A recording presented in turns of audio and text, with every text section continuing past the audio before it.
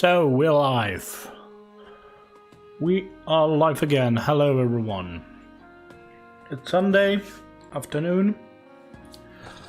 And we shall continue for a little bit on the Fire Emblem Engage maddening playthrough. We won't be playing for too long today. Maybe one, maybe two chapters. We'll see. Because tomorrow I do go to work.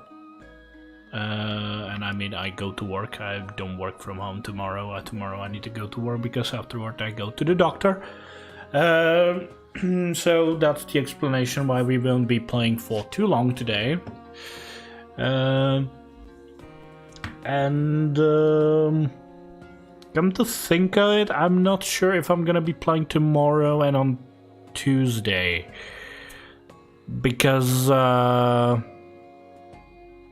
I might use that time, since I'm going off home, to do some other stuff, actually. So no promises on tomorrow and Tuesday streams, but we will most likely be back, if not earlier, than on Wednesday, which is the date of the release of the third wave of DLC, apparently. So we might actually get back in here and try those DLC missions. I will probably try them on my normal save of the stream, just to get the feel of these missions, to fully understand what I'm getting into, and then I will probably stream doing them. Because you will probably want to do them as soon as possible, because the longer you do them, the more difficult it is. And it's already gonna be pretty difficult, I assume, considering we are right before chapter 15, which is quite far into the game. So, and also, actually I don't know if it scales of how far you are in the game, but more of how your units are doing. So it actually might scale out of my units. We'll see. I don't know. I don't really understand how exactly that works. So we shall see. We shall see. I'm looking forward to the DLC. I wonder what else it's gonna add. If it's gonna just add the 2 emblem rings and maybe some extra items. Or if we maybe get some additional features, like, I don't know, some extra stuff to do in thumbnail or something. So I am looking forward to the next wave of DLCs. Well, whatever. But today is not Wednesday, it's Sunday before the Wednesday, the 8th of March. So for now we are stuck with what we have at this moment, which is apparently one skirmish battle available on the map, and chapter 15 and some paralogs. But first things first, before I do those, I run through the thumbnail, but there are a few things I want to do. We did the arena, but I actually want to improve bonds, because some of these units are, as you can see, very close to reaching like level 5 or something like that on the emblem rings. So it would be a bit of a wasteful, so I'm gonna spend the fragments to boost them up so they can then continue improving. Princess of Elise has arrived. I can't go on. I lost? Somehow I won.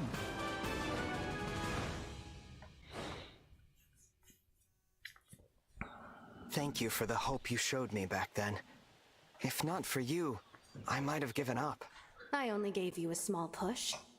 You'll be carving your own future for yourself. Well, the thing about Lucina is, like, when I played Awakening, at first, when I tried for the very first time, I wasn't like, her character didn't get me at all. I don't necessarily like her personality in Awakening, but at some point something changed, and now I actually really like Lucina for whatever reason. And it's not that her character is great or so. Like, her character is kind of meh, to be honest. But just there's something about her, like some kind of an aura. Also, I do prefer the voice acting of Lucina in Awakening than here. But that's because Lucina in that game is voiced by Laura Bailey, and I'm a huge fan of Laura Bailey. Overall, everything she voice acted, I actually like. What is this? All right. Maybe except for Last of Us 2, where she voice acted well, but she voice acted one of the most stupid characters ever.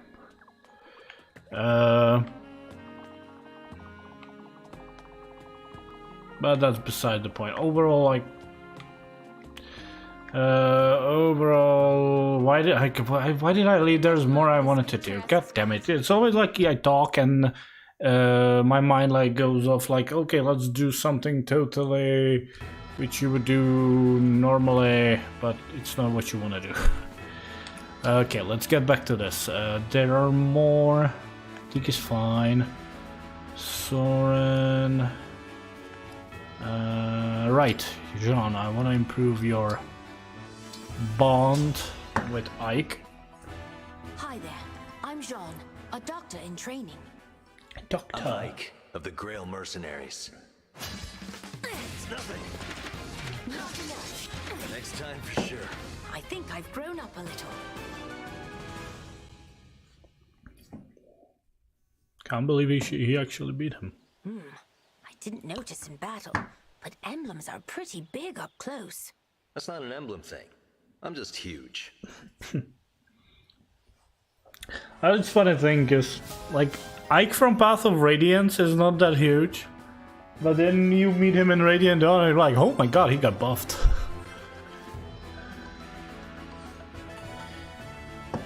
And it's actually funny, cause you know the emblem rings, they're supposed to represent each individual game.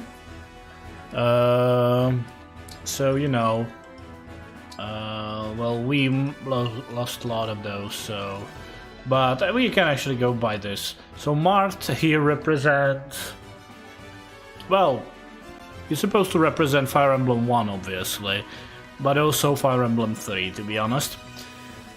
Celica represents Fire Emblem 2, or Shadow of Valencia. Like, it gets complicated, but basically Fire Emblem 2. Sigurd represents Fire Emblem 4 because Mar represents 1 and 3. Leaf represents Fire Emblem 5. He is in 4, but he mainly represents Fire Emblem 5 because that's mainly focused about him. Roy represents Fire Emblem 6. Lyn, Fire Emblem 7. Then there is another character that represents Fire Emblem 8. I'm not gonna mention the name for those who don't want to get it spoiled. Ike represents Fire Emblem 9. Makai is supposed to represent Fire Emblem 10, which are the two games that are connected. I should probably actually tell the names. Okay, so Shadow Dragon, and Mystery of the Emblem, or New Mystery of the Emblem. Celica, I'm gonna go by them by the most recent adaptation, so Shadow of Valencia, or Gaiden in the Fire Emblem 2, so whatever. Genealogy of the Holy War, which is weird, which is why it's for me weird that Leaf is known as the emblem of genealogy. Because Sigurd is known as the emblem of the Holy Knight. But I guess, well, never mind. I guess there is a reasonable explanation for that. Why I'm wrong. Leaf represents Thracia 776. Roy represents Binding Blade. Lane represents blazing sword or blazing blade. Like I don't know. The name of this the Fire Emblem 7 is all over the place. At some sites I see like blazing sword. Some sites I see as a blazing blade. So I don't really know.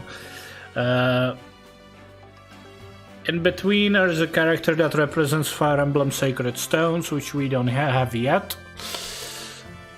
So Ike represents Path of Radiance, but the Ike we get here as a visual is from, at least I believe he is, he most likely is. Let me see, I can actually pull it out here. Ike, Path of Radiance. Not Nike, Ike, fucking autocorrection.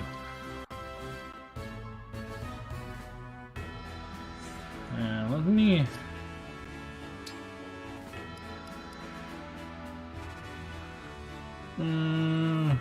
yeah, definitely from Radiant Dawn.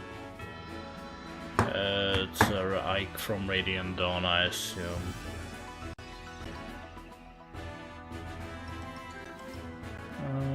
Yeah. So, funny thing about this is that over here we see Ike from, like, the picture of this Ike is from Radiant Dawn, but he's supposed to represent Path of Radiance here, but I guess it's probably better that he has his Radiant Dawn looks, because if you would stick him with the Path of Radiance, then it would mean like he don't really remember all that stuff that happened in Radiant Dawn. So it's fine. But yeah, he represents Path of Radiance, but his visuals are from Radiant Dawn. Micaiah here represents Radiant Dawn. She wasn't in Path of Radiance. Lucina, isn't there a game between... Oh, yeah, the game like... Okay, so this is Fire Emblem 9, Fire Emblem 10, and 11 and 12 are Shadow Dragon and New Mystery of the Emblem, which is the remake of 1 and 3. Lucina represents Fire Emblem Awakening. There's one more ring we're gonna get in the next chapter that's gonna represent Fire Emblem Fates. And Violet obviously represents Fire Emblem Three Houses, goddammit. And then we got some of these bracelets. So Tiki basically, again, Fire Emblem 1 and 3. I think she was in 1. I think she was. She definitely was in 3, but I don't know if she was in 1, but probably was. Hector, Fire Emblem 7, Soren. Okay, with Soren I'm not sure if he's supposed to represent Path of Radiance or Radiant Dawn. Well, basically he represents both, so it doesn't really matter. And I assume his visual is from Radiant Dawn. His visual didn't change really that much in those games, so it doesn't really matter. Camilla represents Fire Emblem Fates.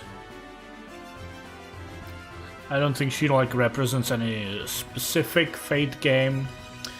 And Edelgard and Dimitri and Claude represents obviously Three Houses.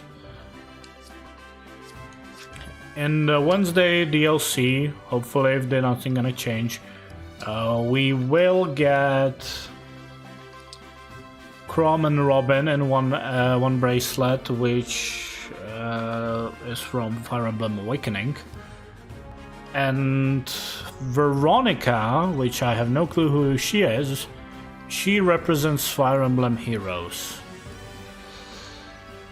I'll be honest, I don't think Heroes should be considered as a main title. Heroes is a mobile game first and foremost, and for me Heroes is more of a spin-off game, spin-off gacha game. I'm leftover scraps compared to Diamant. But I must try. I am Edelgard. Allow me to test your strength. I'm Eldergirder, and I'm gonna murder you. Unless you dodge. Incredible. Such skill.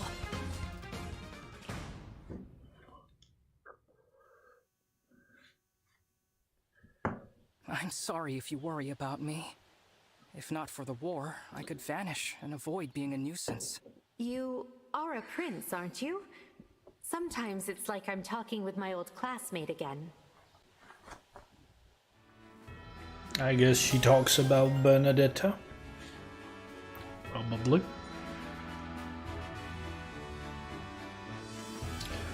Okay, let me see if anyone else needed is as close to.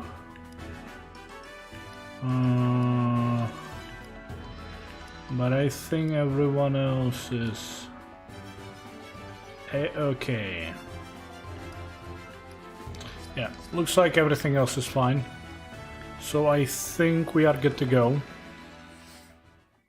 I was thinking if I want to improve donation level with Psalm to level 4, but the issue is we have only 40k. We somehow managed to spend a lot of money. And we didn't even get donations to Illusia yet. So I was thinking, like, first of all, like, Brodia is really great for like iron, steel, and silver. Yeah, we have 5 times the rewards. Psalm at level 3, I get 2 times? Really? So 3 times it would be nice, I guess, but I don't think it's worth it. It's too expensive. Way too expensive. And we will soon need to invest in Illusia's thingy. So yeah, I think I'll hold it off for now. I think I won't. I always like to have some money reserve really available to me. Might regret it because then we don't gonna have enough silver or something like that, but donation level 4, considering there are almost no skirmishes at all, the benefit for me is not necessarily there. The main reason you improve the donations is so you get the more ingots, but I don't know. I think we can hold on. Actually, one more thing I wanted to do. I want to check the engravings, because I was thinking about it, and we do have a Brave Axe. The issue with Brave Axe is that it's fucking weighty, so you could either decrease its weight, so then you might hopefully quadruple with it, or go the other way around. Improve the damage on. I wanna see. So give me a steel axe. See, the Brave Axe has not great might compared to a Silver Axe, and it's more heavier than a Silver Axe. The advantage of Brave Axe is that you attack twice, and if you double, you attack 4 times. But the Brave Axe still has a lower might. Well, the might is not everything. You also need to count in your strength. So in that point, the Brave Axe actually might be worth it more. The weight is similar. The accuracy is the same. Here's what I was thinking. Increase its weight, so we beef the damage a little bit. Not by much, to be honest. Man, this engraving. I'm trying to figure out where would you want to put it and where would it work. Because it only gives +3, but doubles the weight, basically. Also, I forgot, we got this one. Which increases weight by 2, but improves his hit rate, increases avoid, increased crit, and increased dodge. That's good. I also have the awakening one.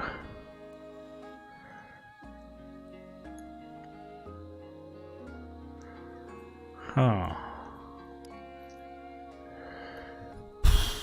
I don't know, I'm trying to justify increasing its weight, but I have a problem with that.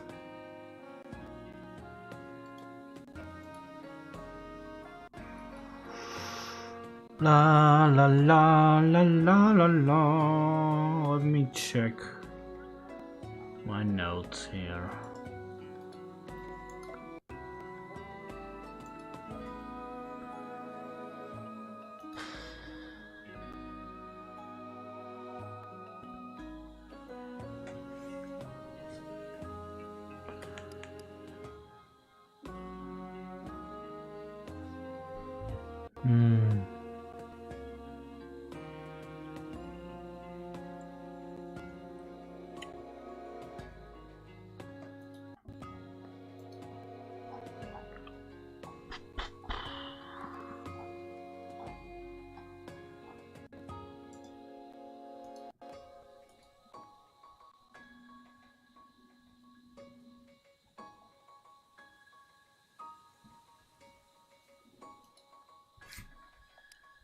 Look, I will try it. I will try. I might regret it doing it, but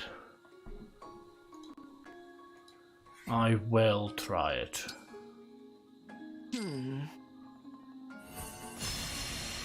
Because you will, no matter what, you will still attack twice with the Brave Axe.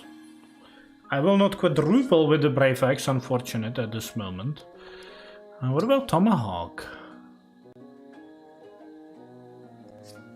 What's your build? I'll be here.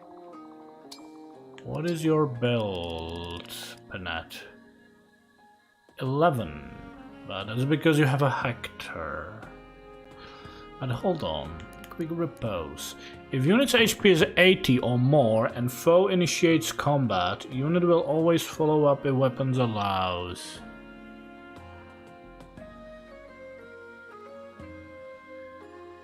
So that might work in hand with the Brave Axe.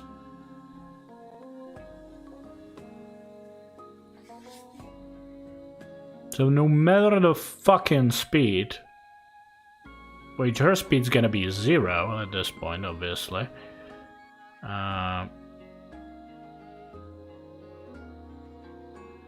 She will quadruple with it if I work this correctly. She will do it only once, so she's not necessarily a tank, but she could wipe a single unit on enemy turn.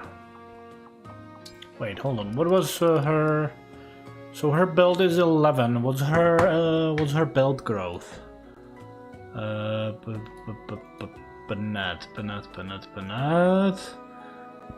I have her on warrior. Where is the fucking warrior? There it is. So that's actually... Okay, so every 5 levels she's gonna actually improve build. That's actually pretty good. That's pretty good there. Birdigirder! Birdigirder!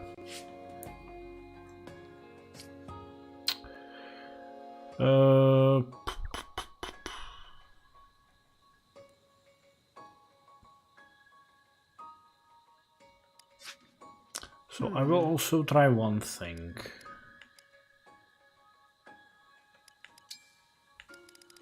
I am considering engraving the tomahawk. with this. It massively increased the hit chance, which is actually the main reason I'm considering it. It improves the crit chance as well. It lowers the weight but decreases the damage. But let's see. And let's see refinement. If I would refine these weapons, Brave Axe probably is not a... So +1, +1, +1. So every level up increases. I might do just the first one because it's gonna improve the hit rate. The next one just improve damage, but the first one at least improve hit rate. So I'm gonna do this. What about the Tomahawk? It's a very similar pattern. So I'll do this. Okay, I think that is worth it.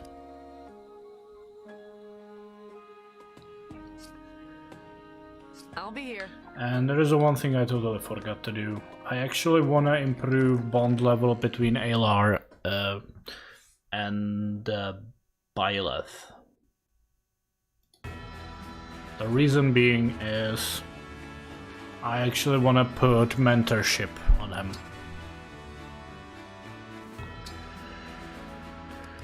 Where's Byleth? Byleth, boom. Boom. I'll be your opponent. No need to be shy. I'm not Blue setting a down. very good example. Somehow I won. Somehow you did.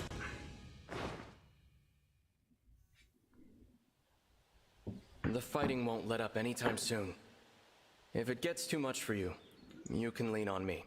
Thank you. I should count myself lucky to have so many friends looking out for me. So lucky. Okay,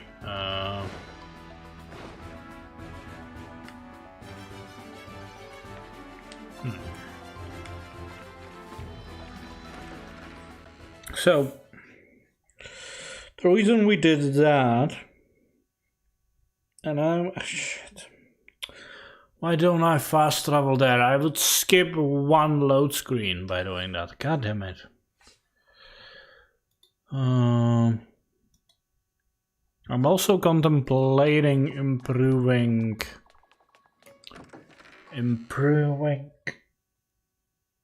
bond level between Anna and Byleth, so I can give Anna some extra luck. Inherit. So I wanna inherit from Byleth mentorship.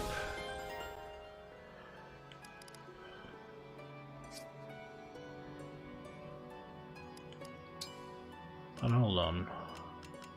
Give me Tiki, because... Okay, I could get this. Wow, 3060 is expensive. For 500 plus 6 luck. So, you know, we could get more money. But if she has a lineage, so actually, we don't necessarily need that. So... Manage skills. Change lineage. Units appear by I will swap it for mentorship. Because you want to put units next to Alar because he improves damage by his unit passive. And giving mentorship also is going to improve the XP gains. But I'm also thinking...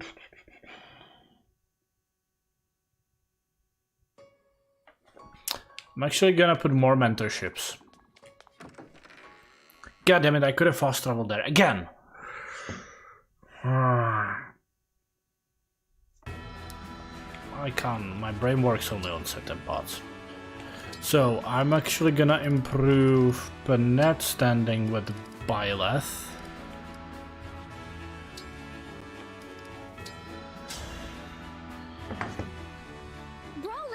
one-on-one is not for the weak of heart. Let the lesson begin. Let the lesson begin. Oh shit. I'm not setting a very good example. I'm so sorry. Are you injured?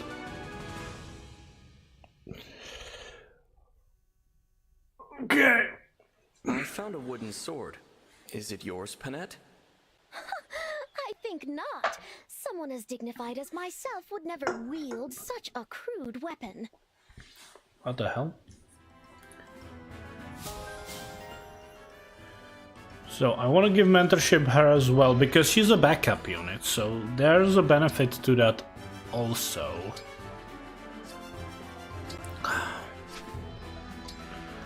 Let me see first my other. Ivy has no passive. But yeah, let's look, I'm already overthinking things.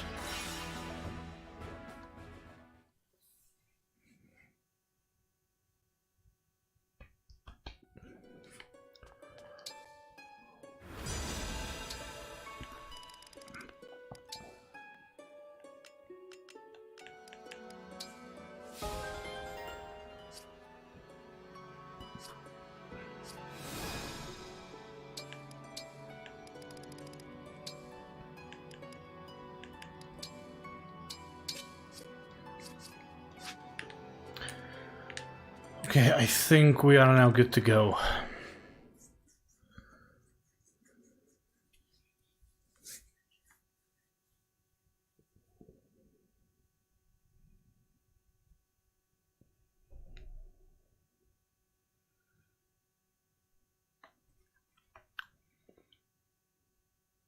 Okay, maybe one more thing.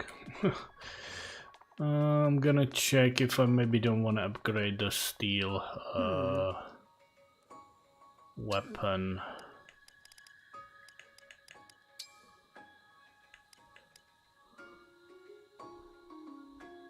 See?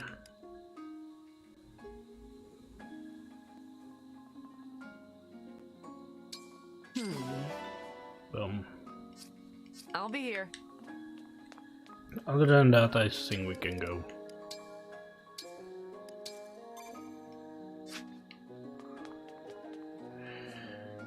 To the world map.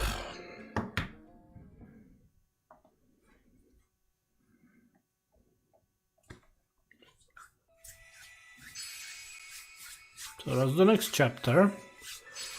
That's Byleth Paralock. Okay. So apparently there are some skirmishes.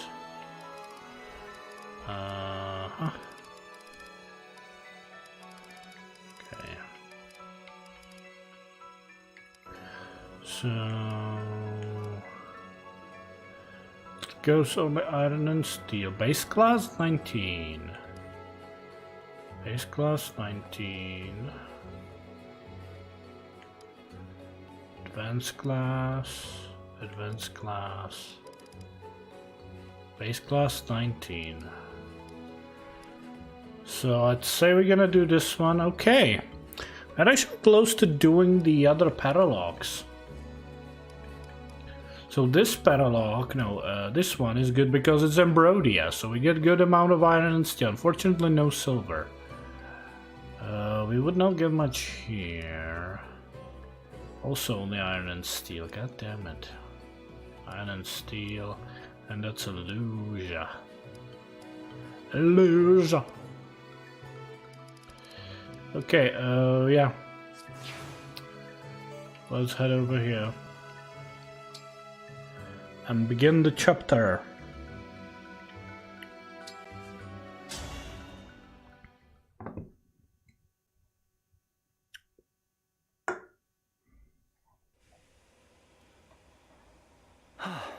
My new moves are coming together nicely. Just a bit more practice and I'll call it a day. And this spot, it's perfect for rehearsal. So quiet and empty.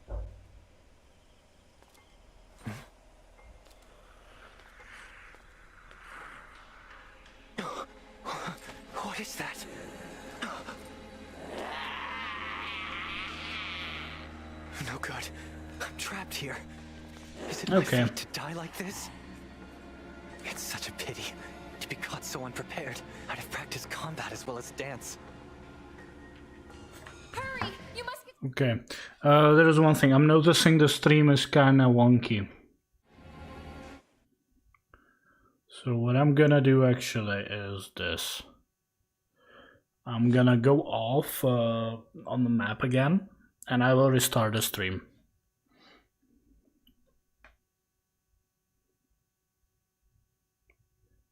Because the camera, like, just checking and like it free. There's like No. Yeah, this place is swarming. Hang on. okay. Return to the world map. Yeah, the stream is a little bit wonky, so I will restart the computer and be right back.